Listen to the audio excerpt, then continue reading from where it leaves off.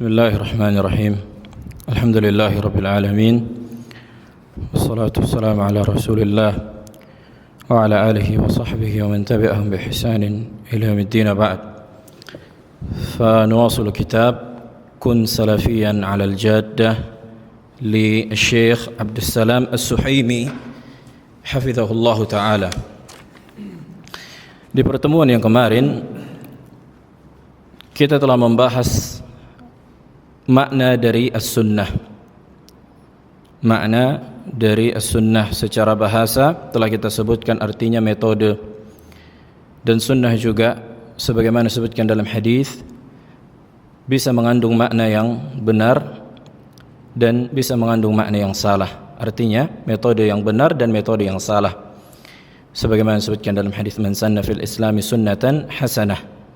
Siapa yang membuat sunnah di dalam Islam sunnah yang baik. Begitu juga disebutkan kebalikannya, man sanna fil islami sunnatan sayyi'ah. Siapa yang membuat sunnah di dalam Islam sunnah yang buruk. Artinya siapa yang mencontohkan perbuatan yang buruk. Ini telah kita bahas secara bahasa. Kemudian secara istilah ahli hadis telah kita sebutkan juga bahwa yang dimaksud dengan sunnah adalah segala sesuatu yang diriwayatkan dari Nabi, baik itu ucapan, perbuatan, sifat, baik itu sifat akhlak atau sifat fisik.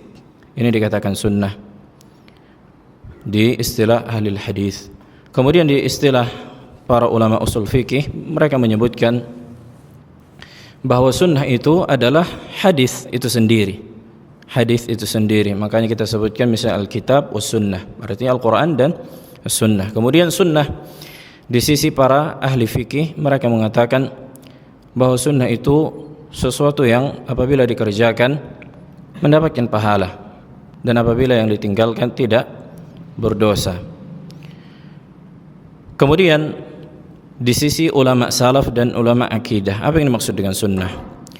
Beliau menyebutkan walakinna sunnah inda katsir minas salaf awsa' min dzalik. Akan tetapi makna sunnah di sisi para ulama salaf lebih luas dibandingkan itu seluruhnya. إذ يعنون بالسنة معنى أوسع من معناها عند المحدثين وعند الأصوليين وعند الفقهاء. إذ يعنون بالسنة موافقة الكتاب وسنة رسول الله وأصحابه سواء في أمور الاعتقادات أو العبادات ويقابلها البدعة. Di sisi ulama salaf, ketika mereka mengatakan sunnah, maka makna sunnah adalah sesuainya akidah dan ibadah seseorang sebagaimana yang dicontohkan oleh para sahabat Nabi alaihi salatu wassalam yang sesuai dengan Al-Quran dan Sunnah. Sesuainya akidah dan ibadah sebagaimana yang dicontohkan Nabi dan para sahabat yang dibangun di atas Al-Quran dan Sunnah. Jadi sunnah itu maksudnya cocoknya akidah seseorang, cocoknya ibadah seseorang, cocoknya dakwah seseorang. Maka ini dikatakan sunnah. Maka kebalikannya bid'ah. Bid'ah itu imma mencakup perkara akidah seperti akidahnya Khawarij, akidahnya para Qadariyah yang menolak takdir, akidahnya Jahmiyah yang menolak sifat Allah, atau dalam perkara ibadah, Nah, fa yuqalu fulanun ala sunnah, dikatakan si fulan itu di atas sunnah. Idh kanat a'maluhu ala wifqi kitabillah sunnati Rasulillah alaihi salatu wassalam. Apabila amalannya sesuai dengan contoh Nabi dan para sahabat yang dibangun di atas Al-Quran dan Sunnah, dikatakan fulan sunni. Apa yang dimaksud fulan sunni? Akidahnya dan ibadahnya sesuai dengan contoh dari Nabi alaihi salatu wassalam. Wa yuqalu fulanun 'alal bid'ah. Begitu juga dikatakan si fulan itu di atas kebid'ahan. Idz kana 'amaluhu mukhalifan lil kitab was sunnah aw ahadihima. Apabila amalannya atau akidahnya menyelisihi Al-Qur'an dan Sunnah atau salah satu dari keduanya. Yaqulu Syekhul Islam Ibnu Taimiyah rahimahullah, wa lafdhu sunnah fi kalam as-salaf يتناول السنة في العبادات وفي الاعتقادات وإن كان كثيرا ممن صنف في السنة يقصدون الكلام في الاعتقادات Maka lafaz sunnah di sisi para ulama salaf mencakup ibadah, akidah, walaupun ketika mereka menuliskan kitab tentang as-sunnah, yang ia inginkan, yakni yang mereka inginkan dari makna sunnah adalah akidah. Dari makna akidah, jelas. Nah, wa yaqulu rahimahullah fil Hamawiyah, beliau menyebutkan di kitab Al-Hamawiyah, as-sunnatu ma kana alaihi Rasulullah alaihi salatu wassalam i'tiqadan wa iqtisadan wa qawlan wa amalan. Sunnah itu apa saja yang sesuai dengan Rasulullah, baik dalam akidah, baik dalam muamalah, baik dalam ucapan, baik dalam perbuatan. Ini yang dimaksud dengan sunnah. Wa yaqulu Ibnu Rajab rahimahullah, wa katsirun min al-ulama al-mutaakhirin yakhussu as-sunnah bima yata'allaqu bil i'tiqadat li'annaha aslud din. Kebanyakan para ulama dari kalangan mutaakhirin, orang-orang kontemporer dari kalangan para ulama, mereka mengkhususkan sunnah itu berkaitan dengan asal dari agama, yaitu akidah, masalah tauhid, masalah akidah, iman kepada Allah dan Rasulnya dan seterusnya. Wal mukhalif laha ala khatarin azim. Siapa yang menyelisihinya sangat-sangat di atas bahaya yang besar. Naam. Qultu, yani penulis mengatakan, fas-sunnatu idza utlaqat fi babil aqaid innama yuqsad biha ad-din kamilan la mastalah alaihi ulama'ul hadith wa ulama'ul usul wa ulama'ul fiqh. Maka sunnah apabila disebutkan di dalam bab akidah, maka maknanya sebagaimana yang kita sebutkan, agama seluruhnya. Agama seluruhnya, tidak pada istilah para ahli hadis atau ulama usul fikih atau ulama fikih. Sebagaimana kita sebutkan bahwa di antara sunnah, maksudnya di antara akidah ahli sunnah, pondasi ahli sunnah, contohnya mendengar dan mentaati pemerintah yang muslim walaupun dia zalim, dengan tidak menggibahinya, dengan tidak menyebarkan aibnya, dan menasehatinya secara langsung dan dengan sembunyi-sembunyi. Maka siapa yang menyelisihi ini, maka dia di atas bid'ah dari kalangan khawarij. Orang-orang khawarij menentang pemerintah yang zalim. Kata mereka tidak layak pemerintah yang zalim ditaati. Boleh kita gibahi, boleh kita berontak, boleh kita ganti, boleh kita reformasi atau kita gulingkan. Ini kata mereka. Jelas. Ini contohnya. Kemudian yaqul Ibnu Rajab rahimahullah aidan, as-sunnatu hiya at-tariq al-masluk. Sunnah itu adalah metode yang dilalui.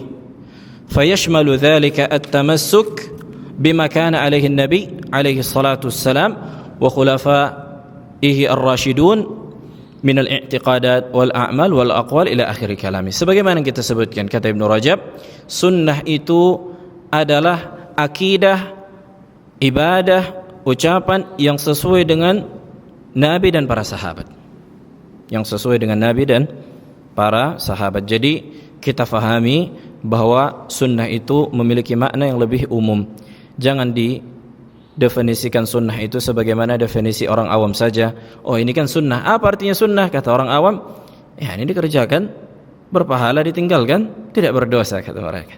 Maka ini keliru. Perlu didudukkan dulu apa makna sunnah yang dimaksud. Nah, kemudian yang kedua, al-musammayat asy-syar'iyyah li ahli sunnati wal jamaah. Sinonim dari ahli sunnati wal jamaah. Jadi ahli sunnati wal jamaah memiliki nama yang lain. Dan ini nama-nama yang sesuai dengan syariat. Yaqulul muallif, ahlu syai' hum akhassun nasi bih. Dikatakan ahlu syai', pemilik, keluarga dari sesuatu, maksud pemilik, ahlinya, kan gitu dikatakan ahlinya dalam bahasa Indonesia juga, adalah orang yang paling khusus dengan sesuatu tersebut. Yuqalu fil lughah ahlur rajuli akhassun nas bih. Dikatakan ahlinya seseorang di dalam bahasa artinya orang yang paling khusus dengan orang tersebut. Wa ahlul bait sukkanuhu. Dikatakan ahlul bait artinya penduduknya. Wa ahlul islam man yadinu bihi. Ahli Islam dikatakan siapa yang berada di atas agama Islam. Wa ahlul madhab man yadinu bihi. Begitu juga dengan ahli madhab. Sampai di bahasa Indonesia kan dikatakan juga kan, antum ini bukan ahlinya, bukan ahlinya dalam membengkel. Misal, kan gitu. Ketika seseorang membengkel ketika dia bukan ahlinya, maka imma mobilnya atau sepeda motornya rusak. Maka orang mengatakan antum bukan ahlinya. Apa bukan ahlinya? Bukan orang yang khusus pada pekerjaan ini. Nah, fa ma'na ahli sunnah. Kemudian apa makna ahli sunnah? Akhassun nasi biha wa aktsaruhum tamassukan biha wa ittiba'an laha qawlan wa 'amalan wa i'tiqada. Kemudian apa makna ahli sunnah? Beliau menyebutkan ahli sunnah adalah orang-orang yang paling khusus dengan sunnah, yang paling kuat berpegang teguh dengan sunnah, yang paling kuat dalam mengikuti sunnah, baik itu dalam ucapan, amalan atau keyakinan. Ucapan, amalan dan keyakinan. Wa hadza al-lafz, lafaz ini asbaha mustalahan yutlaq wa yurad bihi ahad ma'nayain. Maka mencakup dua makna lafaz sunnah ini. Al-ma'na al-awwal, maksudnya ahli sunnah ini mengandung dua makna. Makna awal, makna am, makna secara umum. Wa yadkhulu fihi jami' man yantasibu lil Islam 'ada ar-Rafidhah. Ini faedah muhimmah. Beliau menyebutkan bahwa ahli sunnah itu mencakup, yakni makna umum, mencakup firqah yang menyimpang kecuali Rafidhah, kecuali Syiah Rafidhah. Ini makna umum. Kok bisa? Baik, nanti akan kita sebutkan dari ucapan Ibnu Taimiyah rahimahullah. Walaupun ini sebenarnya dikritik juga para ulama. Kemudian makna yang kedua, al-makna tsani, makna yang kedua. Yang pertama tadi makna secara umum. Jelas, mencakup misalnya Asy'ariyah, iyalah masukkan aja dulu ahli sunnah secara umum. Artinya mereka apa? Mereka bukan Syiah. Karena Syiah memang sudah tidak mengakui lagi kalau mereka Sunni. Jelas. Syiah tidak pernah mengaku mereka Sunni. Bahkan mereka memusuhi Sunni. Tapi kalau Asy'ariyah, bahkan Khawarij, bahkan Maturidiyah mengaku ahli sunnah juga. Ini secara umum. Kemudian makna yang kedua secara khusus, wa adyaq min al-ma'na al-'am, lebih sempit dibandingkan makna yang umum. Wa yuradu bihi ahli sunnah al-mahdhah al-khalisah min al-bid'ah. Yang dimaksud dengan ahli sunnah secara khusus adalah ahli sunnah yang murni, yang selamat dari kebid'ahan. Wa yakhruju bihi sa'iru ahli al-ahwa wal bid'ah kal khawarij wal jahmiyah wal murji'ah wal syiah wa ghairihim min ahli al-bid'ah. Maka makna khusus ini khusus orang-orang yang akidahnya, ibadahnya sesuai dengan apa yang dicontohkan oleh Nabi dan para sahabatnya. Maka keluarlah Jahmiyah, Murji'ah, Syiah, Asy'ariyah, Mu'tazilah, Maturidiyah dan seluruhnya. Yaqulu Syekhul Islam Ibn Taimiyah, lafzu ahli sunnati yuradu bihi man athbata khilafat ats-tsalatsah. Lafaz ahli sunnah kadang-kadang diinginkan maknanya siapa saja yang menetapkan khilafahnya imam yang tiga. Siapa saja itu? Abu Bakar, Umar dan Utsman. Wadah? Jadi para ulama kadang menyebutkan, udahlah siapa saja yang mengatakan bahwa khalifah pertama Abu Bakar, yang kedua Umar, yang ketiga Utsman, udah masukkan aja ahli sunnah. Menunjukkan kalau dia bukan Syiah. Menunjukkan kalau dia bukan Syiah. Karena Syiah tidak mengakui khilafah yang tiga orang ini, kecuali Ali bin Abi Thalib radhiyallahu ta'ala anhu. فيدخل في ذلك جميع الطوائف إلا الرافضة. Maka mencakup seluruh kelompok kecuali Rafidah, Syiah. وقد يراد به أهل الحديث والسنة المحضة فلا يدخل فيه إلا من يثبت الصفات لله تعالى. Kemudian makna yang khusus ini adalah khusus bagi ahli hadis dan sunnah yang pure, yang murni, yang selamat dari kebid'ahan. Maka yang dimaksud dari makna sunnah adalah mereka yang menetapkan sifat Allah, berbeda dengan Jahmiyah, Mu'tazilah, Asy'ariyah dan Maturidiyah. Mereka tidak masuk. Begitu juga dengan firqah yang menyimpang yang lain. Wa yaqulu innal Qur'an ghairu makhluq. Ahlu sunnah adalah yang mengatakan Al-Quran itu bukan makhluk. Karena Jahmiyah, Mu'tazilah dan sebagian Asy'ariyah mengatakan Al-Quran makhluk. Wa anna Allah yura fil akhirah. Ahlus sunnah mengatakan bahwa Allah itu akan dilihat pada hari kiamat.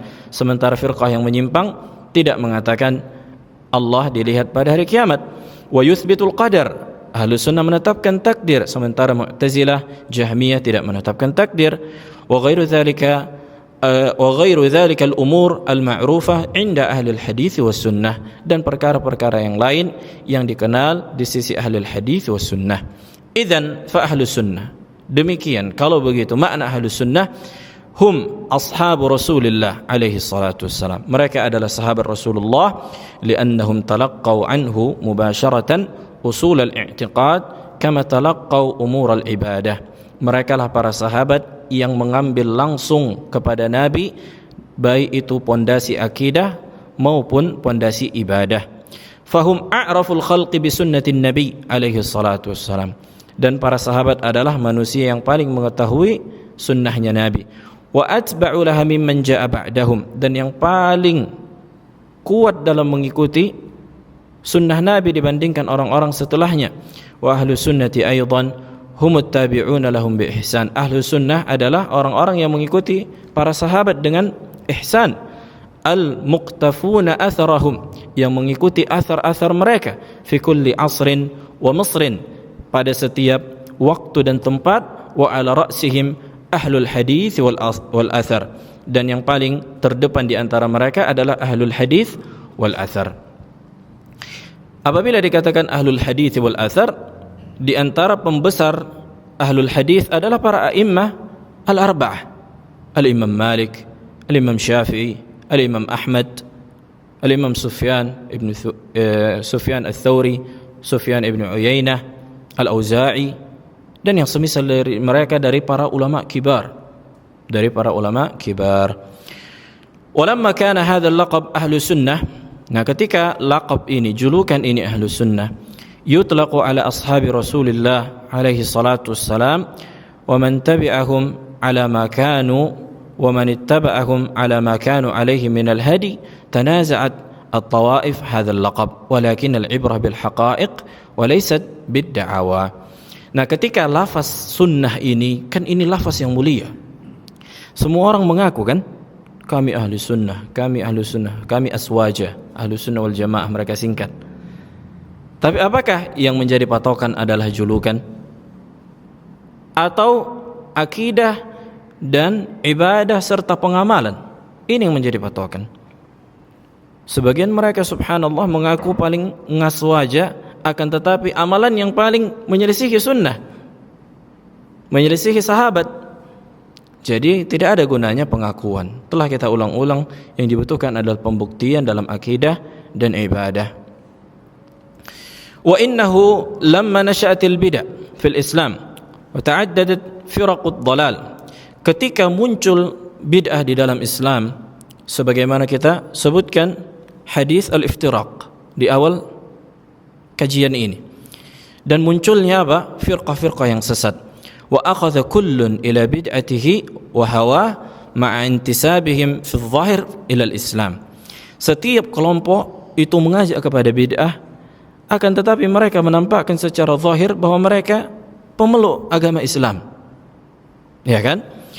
Kana la budda li ahli al-haqq an yu'rafu bi asma' tumayyizuhum an ahli al-ibtida' wal inhiraf fil aqidah. Maka dibutuhkanlah sebuah nama yang membedakan bahwa orang Islam yang benar-benar mengikuti agama Islam dengan sempurna dibandingkan mereka yang mengaku Islam tapi tidak mengikuti agama Islam dengan sempurna.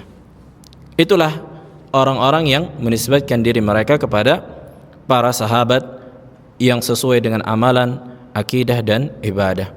Fa dhaharat hina idzin asma'uhum asy-syar'iyyah al-mustamaddah minal Islam. Maka muncullah nama-nama yang syar'i yang berlandaskan dari Islam. Fa min asma'ihim, di antara namanya, ingat Agil, di antara nama ahli sunnah. Yang pertama, ahli sunnah. Taib. Ada lagi? Ahli sunnah wal jamaah. Ahsant. Al-firqah an-najiyah, na'am, sahih. Ahlul hadith wal athar, as-salafiyah atau salafiyun, na'am. Satu lagi,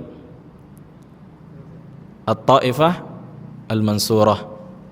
At-taifah al-mansurah, kelompok yang ditolong. Ini sesuai dengan hadis-hadis yang datang. Baik. Wal muta'ammil fi asma'ihim yadhharu lahu annaha kulluha tadullu 'ala al-islam. Siapa yang memperhatikan nama-nama ini, maka akan jelas baginya bahwa nama-nama ini berlandaskan dari agama Islam. Fa ba'dhuha thabitun lahum bin nas wal ba'd hasala lahum bisababi tahqiqihim lil islam tahqiqan sahihan wa hiya tukhalifu musammayati ahli al-bid'ah wa alqabihim wa alqabahum. Sebagian nama-nama ini sesuai dengan dalil, sebagian lagi disebabkan benarnya mereka dalam menerapkan Islam, yang dimana ahli bid'ah menyelisihi ahli sunnah dalam perkara ini. Taib. Kemudian asma ahli bid'ah wa alqabuhum imma tarji'. Kemudian apa yang membedakan ahli sunnah dengan ahli bid'ah? Ahlul bid'ah ketika mereka menamakan kelompok mereka, maka mereka menamakan kelompok mereka ini akan kembali ke beberapa perkara. Yang pertama, al-intisab ila al-intisab li ashkhas. Mereka menyandarkan kelompok mereka kepada person, kepada person yang bukan Nabi alaihi salatu wassalam, kepada person, jelas. Kal Jahmiyah, contohnya Jahmiyah, firqah nisbatan lil Jahm ibn Safwan as-Samarqandi, disandarkan kepada seorang yang namanya Jahm ibni Safwan. Jahm bin Safwan kisahnya masyhur di kitab-kitab sejarah, bahwa Jahm bin Safwan ini min babi faidah dikenal dengan orang yang suka mendebat orang, agamanya secara zahir Islam. Kemudian dia didatangi oleh kelompok dari kalangan ahli filsafat India, ahli filsafat India, yang dimana firqah ini namanya Summaniyah, firqah yang namanya apa? Summaniyah. Kemudian dipanggillah Jahm bin Safwan. Kemudian mereka bertanya kepada Jahm bin Safwan, ataz'um anna laka ilahan, engkau mengklaim wahai Jahm, engkau punya sembahan. Firqah Summaniyah tidak mau percaya kecuali perkara-perkara yang bisa dijangkau oleh panca indera. Berarti mereka tidak mengimani adanya Allah, nggak ada surga, nggak ada neraka, dan seterusnya, berarti karena perkara ini perkara yang gaib. Maka dia mendebat, mereka mendebat. Jahm bin Safwan mengatakan, engkau mengatakan memiliki ilah, sembahan. Kemudian mereka katakan apa? Apakah engkau melihat sembahanmu? Hal ra'aita ilahak? Engkau melihat Allah? Katanya enggak. Apakah engkau mendengar suara Allah? Katanya enggak. Apakah engkau mencium baunya Allah? Katanya enggak. Apakah engkau meraba fisik Allah? Katanya enggak. Oh, berarti engkau enggak punya sembahan. Oh, apa? Kemudian tahayyar, dia bingung dengan pertanyaan ini, sampai dikatakan dia tidak sholat 40 hari 40 malam. Lihat, makanya hati-hati mendebat ahlul bid'ah dari kalangan ahli filsafat. Bingung dia. Oh iya ya, kayak mana menjawabnya ini, katanya. Bingung dia, 40 hari 40 malam tidak sholat. Maka muncullah konsep mengatakan Allah itu ada, tapi Allah tidak dilihat. Allah itu ada, katanya, tapi Allah tidak berbicara, makanya kita tidak mendengar. Menafikan sifat wujudullah bisyartil itlaq. Allah itu ada tapi tidak punya sifat, supaya selamat dari pertanyaan-pertanyaan ini. Dan ia ingin membantah orang-orang filsafat dengan ilmu filsafat juga. Jelas. Maka muncullah pemahaman Jahmiyah yang dikembangkan oleh siapa? Mu'tazilah, Asy'ariyah, dan seterusnya. Yang dimana pemahaman ini di atas ilmu filsafat Aristoteles, Aflaton, Ibnu Sina, dan yang selainnya. Jelas. Maka kita katakan, apakah semua yang tidak kita lihat berarti tidak ada? Kita punya otak atau enggak? Pernah kita lihat? Kenapa kita percaya sepede itu? Kenapa sepede itu kita punya otak, sementara kita enggak pernah melihat? Bisa berpikir. Tapi apakah yang bisa berpikir menunjukkan dia punya otak? Nah, maka tidak segala sesuatu yang tidak bisa kita lihat berarti itu enggak ada. Allah Jalla wa'ala mungkin dilihat, tapi kita tidak mampu melihatnya sekarang di dunia. Nanti di akhirat Allah mengabarkan, Nabi mengabarkan bahwa Allah akan dilihat. Begitu juga berbicara. Sekarang iya, kita tidak mendengar suara Allah. Nanti hari kiamat kita pasti akan berbicara. Kata Nabi alaihi salatu wasallam di hadis yang sahih, "Ma minkum min ahadin illa sayukallimuhu Allah yaumal qiyamah, laisa bainahu wa bainahu turjuman." Tidaklah salah seorang di antara kalian kecuali nanti pasti akan berbicara dengan Allah tanpa seorang penerjemah. Jadi jangan takut enggak bisa bahasa Arab, karena Allahu a'lam nanti di akhirat ketika kita berbicara dengan Allah, ketika kita berbicara dengan manusia yang lain, kita enggak tahu dengan bahasa apa. Mungkin dengan bahasa Arab atau dengan selain Arab. Taib. Maka muncullah firqah namanya Jahmiyah. Disandarkan kepada siapa? Jaham bin Safwan. Wadah. Makanya jangan namakan anak Jaham, karena ini orang yang menyimpang. Baik, Zaidiyah, kemudian Zaidiyah. Ini firqah dari kalangan Syiah. Firqah Zaidiyah. Nisbatan ila Zaid ibni Ali ibni Al-Husain. Disandarkan kepada siapa? Zaid bin Ali ibni Al-Husain, anaknya Ali ibni Al-Husain. Maka orang ini sebenarnya tidak bersalah, orang-orang yang menyandarkan dirinya kepada orang lain. Misalnya orang-orang yang mengikuti Abdul Qadir Al-Jilani. Abdul Qadir Al-Jilani ulama yakni sunni, seorang sunni. Tapi orang-orang sufi menyandarkan diri mungkin kepada dia dan mengatakan kita firqah Jilaniyah. Sementara orang ini apa? Ya, ini bukan menyimpang, orang yang menyandarkan dirinya kepada dia. Sebagaimana Nabi Isa misalnya, orang-orang yang menjadikan Nabi Isa, menyembah Nabi Isa. Tapi apakah Nabi Isa pernah memerintahkan untuk menyembah dirinya? Nabi Isa alaihissalam berlepas diri dari ibadahnya orang-orang Nasrani, sebagaimana berlepas dirinya serigala dari darahnya Nabi Yusuf. Naam. Wal Kullabiyah, firqah Kullabiyah disandarkan kepada Abdullah ibni Kullab. Ini juga pemahamannya seperti orang-orang Asy'ariyah, menolak sifat, ikut pemahaman ilmu kalam, ilmu filsafat. Dia membuat firqah namanya Kullabiyah. Begitu juga Al-Karramiyah, firqah sesat yang menyandarkan diri mereka kepada Muhammad bin Karram. Ini juga sesat di atas ilmu kalam, ilmu filsafat. Wal Asy'ariyah, Asy'ariyah disandarkan kepada Abul Hasan Al-Asy'ari. Ini juga beliau di atas pemahaman yang menyimpang. Walaupun para ulama menyebutkan di akhir hayatnya dia rujuk dan bertaubat dari pemahaman Kullabiyah, akan tetapi masih memiliki kesalahan dalam akidah. Walaupun sebagian ulama juga mengingkari kalau dia bertaubat. Tapi saksi bahasan kita bahwa di antara bentuk penyimpangan ahlul bid'ah, mereka menyandarkan diri mereka kepada siapa? Kepada para individu. Jelas. Wa imma ila alqabin mushtaqqatin min asli bid'ahim, atau julukan mereka itu diambil dari asal kebid'ahan mereka, seperti Ar-Rafidah. Rafidah artinya menolak. Di dalam bahasa Arab, ila rafdihim ila Zaid, ila rafdihim Zaid bin Ali. Karena Zaid bin Ali ketika ditanya, bagaimana pendapatmu wahai Zaid bin Ali tentang Abu Bakar dan Umar? Karena orang-orang Syiah membenci Abu Bakar dan Umar. Maka Zaid bin Ali mengatakan, huma wazira jaddi. Yani Abu Bakar dan Umar ini menterinya kakekku Nabi Muhammad alaihi salatu wassalam. Maka mereka apa? Menolak. Dikatakan rafadah dalam bahasa Arab, menolak. Menolak apa? Keputusan Zaid bin Ali yang mengatakan bahwa Abu Bakar dan Umar menterinya kakekku. Kami enggak setuju Maka mereka namakan diri mereka Rafidah. Mereka dikatakan Rafidah. Wadih.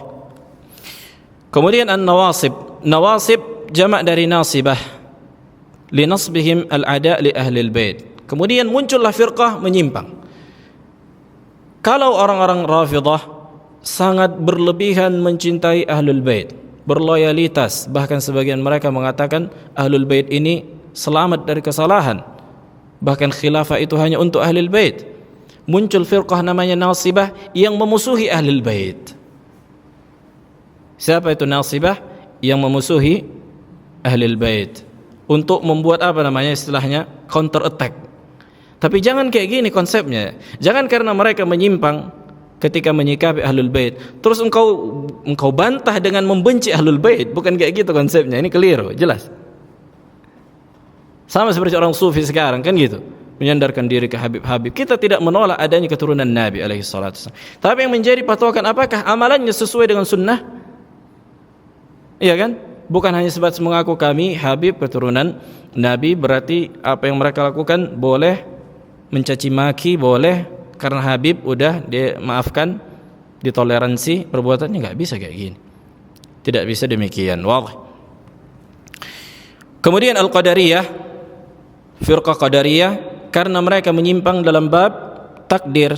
Mereka menolak takdir atau mengeluarkan perbuatan manusia dari takdir. Kata mereka, kalau manusia melakukan keburukan bukan takdir Allah, kata mereka. Maka ini menyimpang seluruhnya. Begitu juga as-sufiyah.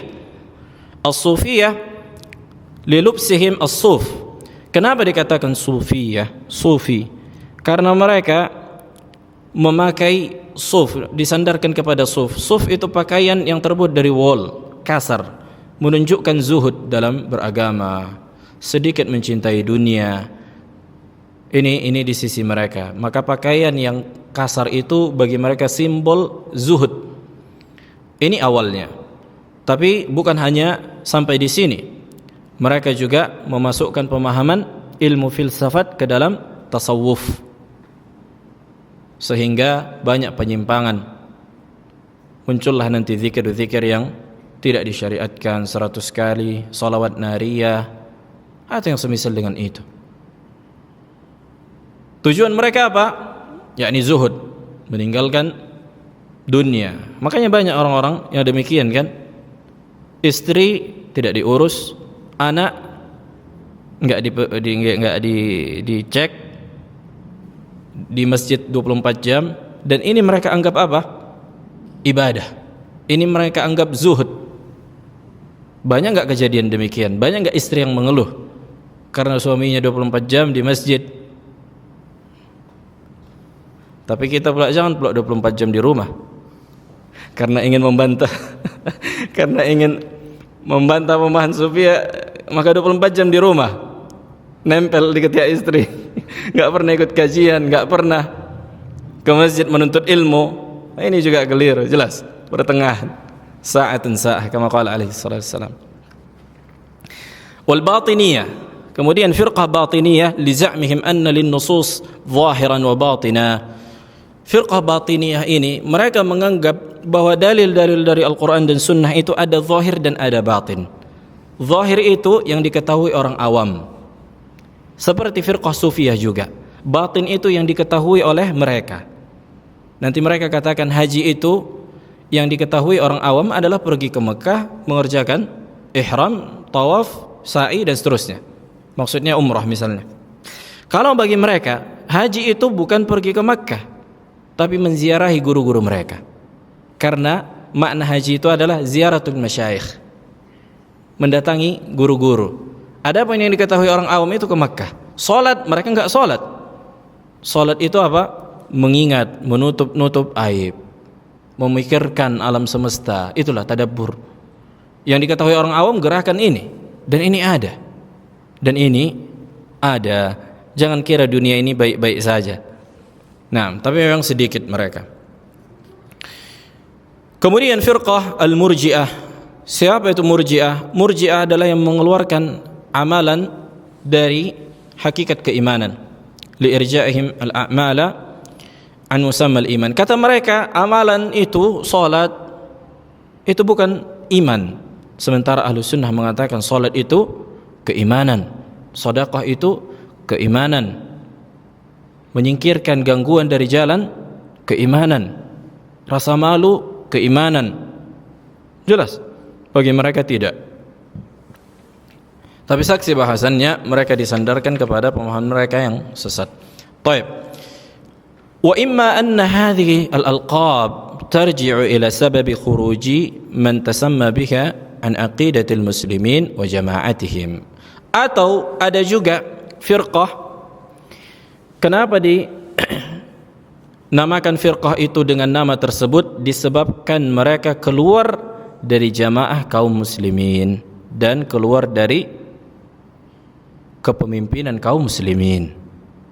Makanya kata Syekhul Islam, Al-Khawarij adalah firqah yang pertama kali menisbatkan diri mereka ke Khawarij, artinya mereka yang pertama kali keluar dari jamaah kaum muslimin, menentang pemerintah kaum muslimin pada saat itu.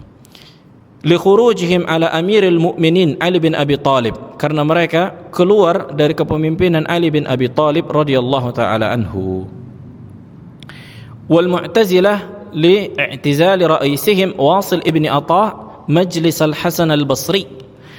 Adapun Mu'tazilah, karena mereka pembesarnya namanya Wasil ibni Atha, tulis namanya Wasil ibni Atha, dia keluar dari majlisnya Al-Hasan Al-Basri. Ketika Al-Hasan Al-Basri, seorang tabi'in, ditanya, apa hukum pelaku dosa besar apabila mati? Dia mengatakan, huwa mu'minun bi imanihi fasiqun bi kabiratihi. Pelaku dosa besar itu beriman sesuai dengan kadar keimanannya, akan tetapi dia fasik sesuai dengan dosanya. Artinya dia tidak kafir karena melakukan dosa besar seperti mencuri dan berzina. Maka Wasil bin Atha enggak terima, ini salah ini katanya. Dan dia berdiri dan menentang Hasan Al-Basri dengan mengatakan, innahu fi manzilatin baina manzilatain. Dia itu antara dua kedudukan, tidak muslim, tidak kafir. Ini kata Wasil ibn Atha, dan dia keluar dari apa? Majelisnya Hasan Al-Basri. Jadi jangan kira orang yang duduk di majelis seorang alim itu sudah pasti lurus akidahnya. Sudah kita sebutkan Abdullah ibn Abbas, sahabat Nabi, faqihnya sahabat, mutarjimnya Al-Quran, mufassirnya Al-Quran, memiliki murid namanya Nafi' ibn Azraq. Akan tetapi Nafi' ibn Azraq ini seorang Khawarij. Maka hidayah di tangan Allah. Hendaknya kita senantiasa meminta keteguhan di atas agama. Yaqulu Syekh Bakar Abu Zaid rahimahullah. Azan. Atau kita baca dulu.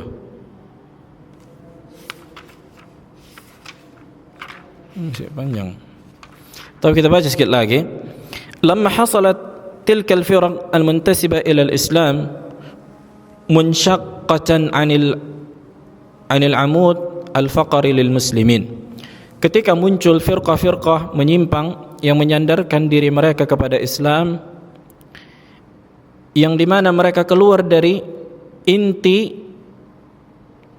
dari kaum muslimin, artinya usul akidah kaum muslimin. Zaharat alqabuhum asy-syar'iyyah al-mumayyizah li jama'atil muslimin li nafi al-firaq. Maka muncullah nama-nama julukan bagi kaum muslimin yang benar-benar sempurna mengikuti para sahabat, supaya membedakan diri mereka dari firqah yang menyimpang itu. Wal ahwa'i anhum. Sawa'an ma kana lahumul asma' thabitan lahum bi asli syara'. Baik nama-nama tersebut sesuai dengan syariat seperti al-jamaah. Ini juga di antara nama Ahlus Sunnah wal Jamaah, Jama'atul Muslimin, Al-Firqah Najiyah, At-Taifah Al-Mansurah, dan seterusnya. Atau biwasitati iltizamihim bisunan amam ahli al-bid'ah, atau dengan perantara berpegang teguhnya mereka dengan sunnah di depan ahli al-bid'ah. Walihadza hasala lahum ar-rabt bis-sadr al-awwal faqila lahum. Kemudian muncullah nama juga yang berpegang teguh dengan apa yang para sahabat dan para salafus saleh berpegang di atasnya. Muncullah nama as-salaf, ahlu al-hadis, ahlu al-athar, ahlu sunnati wal jamaah. Naam, azan dulu kalau enggak. Bahkan sedikit lagi. قال المؤلف: وهذه الألقاب الشريفة تخالف أي لقب كان لأي فرقة كانت من وجوه. Maka laqab julukan-julukan nama-nama yang syar'i yang dimiliki ahli sunnah yang telah kita sebutkan, maka ini menyelisihi nama-nama ahli bid'ah. Al-awwal, yang pertama, annaha nisabun atau nasabun لم تنفصل ولو للحظة عن الأمة الإسلامية منذ تكوينها على مناهج النبوية. Bahwa ketika kita menyandarkan kepada nama-nama ini yang telah kita sebutkan tadi, seperti Taifah Mansurah, maka ini tidak lepas dari manhajnya Nabi dan para sahabat. فهي تحوي جميع المسلمين على طريقة الرعيل الأول. Maka ini mencakup seluruh jamaah kaum muslimin yang masih murni, yang diasuh oleh Nabi alaihi salatu wassalam. Di zaman Nabi belum ada muncul kebid'ahan. Di zaman Nabi kita alaihi salatu wassalam tidak ada muncul kebid'ahan akidah, ibadah, enggak ada. Jelas. Maka setelah wafatnya Nabi alaihi salatu wassalam, barulah muncul apa? Bid'ah. Muncul bid'ah. Sebagaimana yang disebutkan bahwa bid'ah pertama kali disebutkan di dalam hadis itu terjadi di masa Abdullah ibn Mas'ud radhiyallahu taala anhu. Apa bid'ahnya dalam ibadah?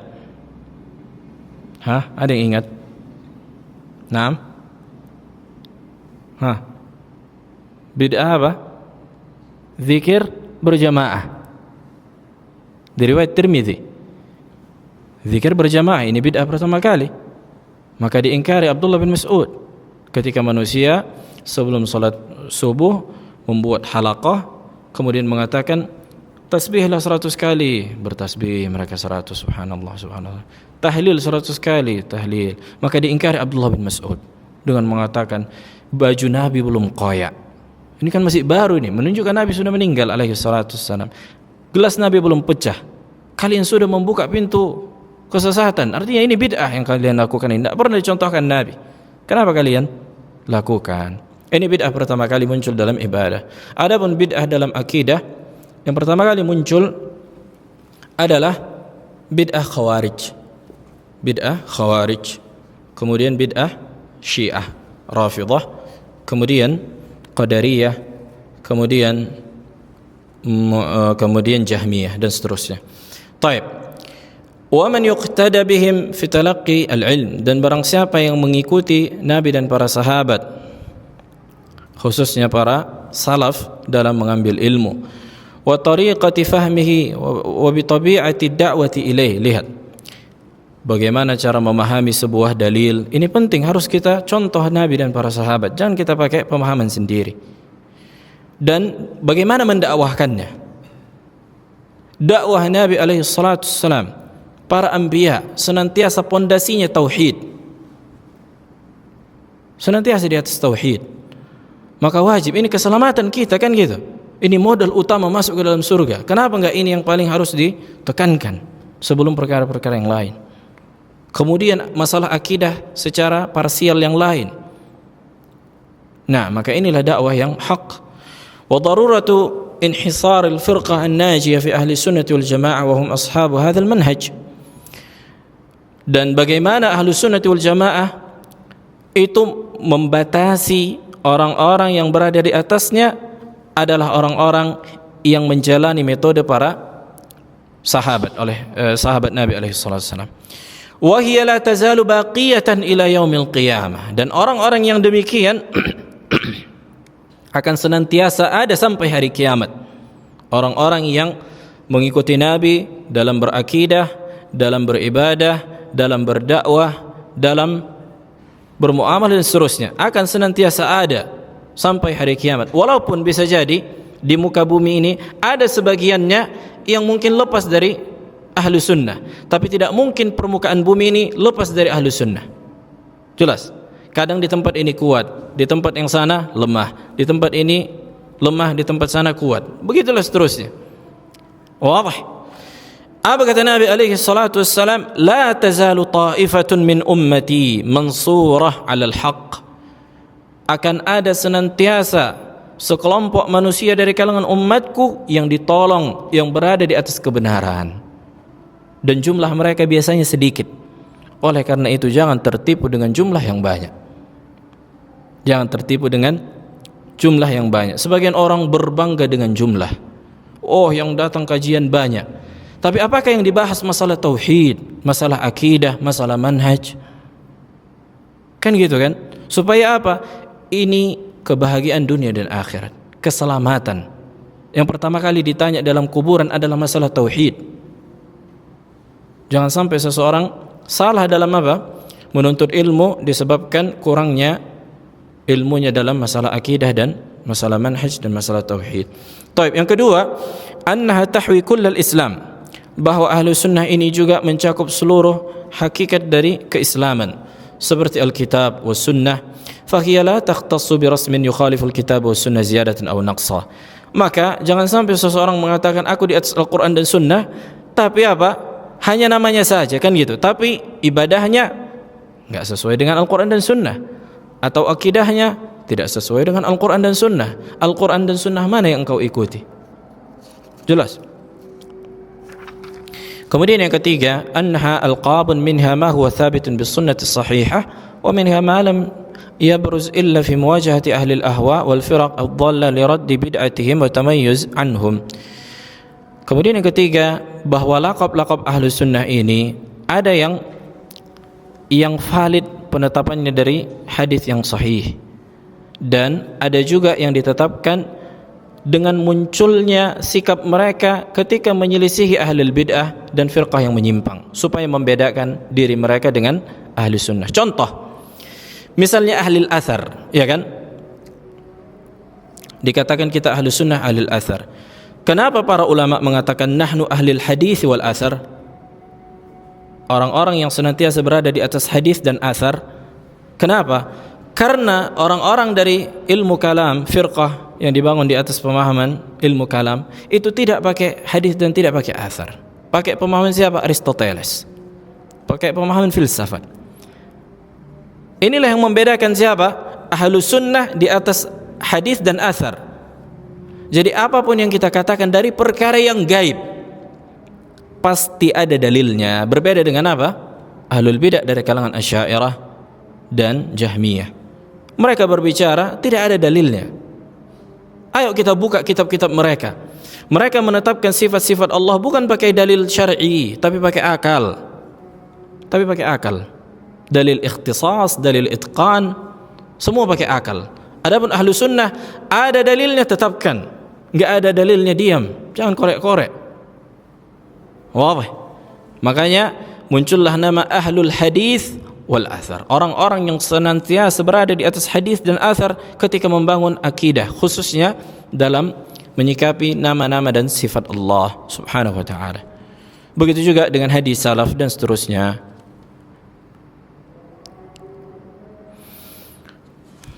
Taib, ini masih panjang.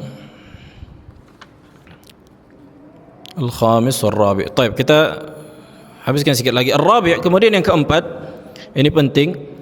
Anna aqdal wala wal bara wal muwala wal mu'adah ladaihim huwa 'ala al-islam la 'ala rasmin bismin muayyan wala 'ala rasmin mujarrad, innama huwa al-kitab was sunnah. Kemudian kita bersikap loyal dan memusuhi itu di atas Al-Qur'an dan sunnah, bukan di atas siapa? Individu. Bukan di atas kelompok kita, bukan di atas golongan, bukan di atas nama. Sebagaimana apa? Sebagaimana orang-orang menyimpang, oh ini bukan mengaku apa? Asy'ari, keluarkan dari ahlu sunnah, ya kan? Atau ini bukan kelompok kita. Sebagaimana Ikhwanul Muslimin, mereka menyebutkan Hasan Al-Banna sendiri, yang di luar Ikhwanul Muslimin kafir. Yang di luar Ikhwanul Muslimin kafir katanya. Begitu juga Said Qutb, yang tidak, dia mengatakan yang tidak mengikuti pemahaman dia murtad. Sangat berbahaya. Mereka lah orang-orang yang radikal, yang merusak agama Islam, yang mencoreng indahnya casing Islam ini. Nah, maka kita membangun loyalitas, kita lihat ini sesuai dengan sunnah enggak nih ibadahnya, ini sesuai dengan sunnah enggak nih akidahnya. Kalau sesuai sunnah, kita berloyalitas. Bahkan kita berloyalitas kepada orang yang di atas sunnah melebihi keluarga kita sendiri. Iya kan? Melebihi keluarga kita sendiri. Misalnya iyadzan billah ada kerabat kita di atas kebid'ahan, imma khawarij, imma jahmiyah dan seterusnya, atau sururi, dia memberontak kepada penguasa dan seterusnya. Tapi ada orang lain yang bukan keluarga kita di atas akidah Ahlussunnah wal Jamaah, maka harusnya kita lebih mencintai orang yang di atas akidah Ahlussunnah wal Jamaah. Sebagian orang berbeda. Jelas, jangan sampai seseorang membangun loyalitasnya di atas kelompok dan golongan, tapi lihat amalannya. Makanya pentingnya belajar kan, biar ada barometer. Oh ini akidahnya sunni nih, oh ini akidahnya menyimpang nih. Baru kita menjaga jarak. Yang pertama menyelamatkan diri kita dari penyimpangan dan mewanti-wanti dia supaya meninggalkan penyimpangan itu. Kemudian yang kelima, anna hadhihi al-alqab lam takun da'iyatan lahum litta'assub li syakhsin duna Rasulillah alaihi salatu wassalam. Lihat, begitu juga bahwa julukan-julukan ahlus sunnah, ahlul hadis, taifatul mansurah, ahlul athar, maka kita tidak boleh fanatik kecuali kepada Rasulullah alaihi salatu wassalam. Jangan sampai kita jadikan individu selain Rasulullah sebagai tolak ukur menilai kebenaran. Jelas.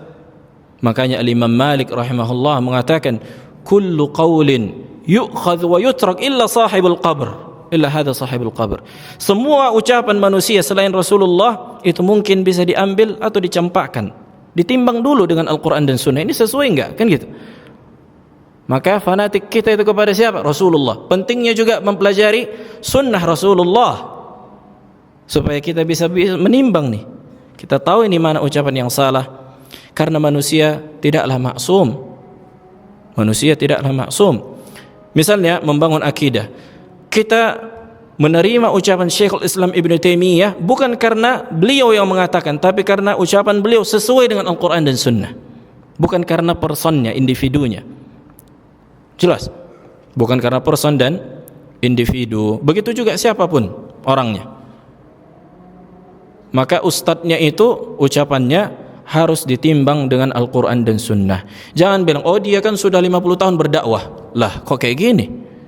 Padahal akidahnya menyelisihi Al-Quran dan Sunnah. Padahal ibadahnya menyelisih Al-Quran dan Sunnah. Oh dia kan banyak jamaahnya. Lah kok jadi banyak jamaah yang jadi patokan? Kok jadi sekian tahun berdakwah yang jadi patokan? Bukan lagi Al-Quran dan Sunnah. Berarti kalian sudah apa? Fanatik kepada individu. Maka ini sudah menyimpang dari metode para salafus saleh.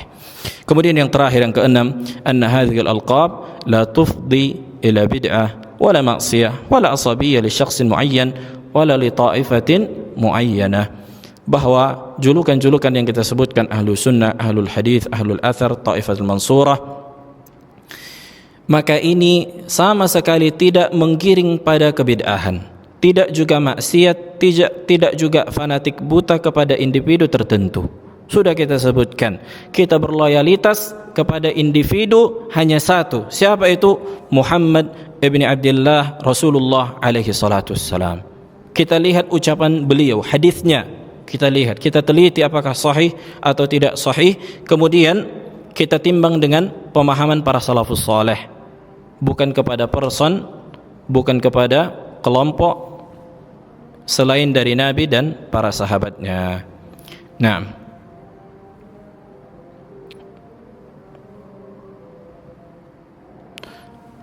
wadah. Baik, ada pertanyaan?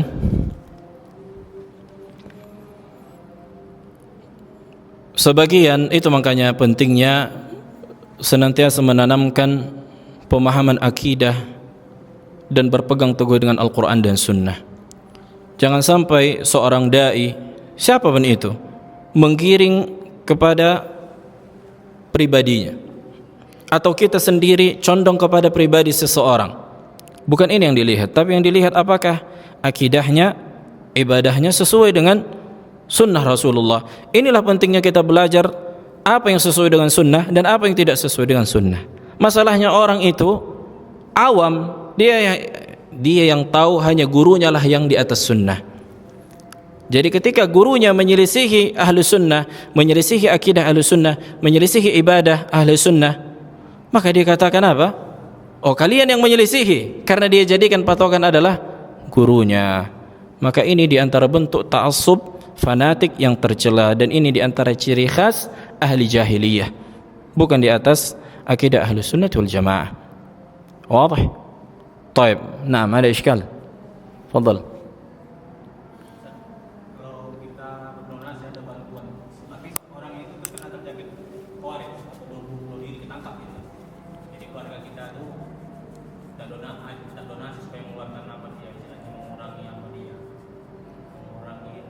Bebannya. Maksudnya ada seseorang yang dipenjara disebabkan pemahaman khawarij, teroris. Yang pertama dilihat apakah dia telah bertaubat dari pemahaman khawarijnya. Dilihat. Kalau dia sudah bertaubat, dia mengatakan aku telah bertaubat dari pemahaman radikal, enggak lagi pasang jaket di dalam bom, misalkan gitu, memang terlihat dia sudah bertaubat, maka boleh dibantu. Tapi kalau dia, aku kalau keluar nanti mau membom lagi, maka jangan dibantu. Bahkan membantu dia adalah dosa. Wala ta'awanu 'alal itsmi wal 'udwan. Jangan kalian tolong-menolong atas dosa. Membebaskan dia itu kita sama dengan membunuh orang lain. Maka dilihat, kalau dia bertobat, maka boleh dibantu supaya dibebaskan. Tapi apakah bisa dengan uang? Taib, intinya itu. Kalau dia bertaubat, maka silahkan. Kalau enggak bertaubat, jangan. Kalau bisa dipanjangkan, kalau bisa jangan keluar dari penjara, jangan keluar dari penjara. Jelas, dilihat dia, keadaan dia. Kan kita enggak mau kan, dia keluar dari penjara nanti apa? Masuk lagi, bukan hanya masuk lagi, tapi semuanya orang kena dibuatnya, mudaratnya. Bahkan kita menolong kebid'ahannya, menolong keburukannya. Maka ini bukan ajaran Islam. Nah, Allahu a'lam.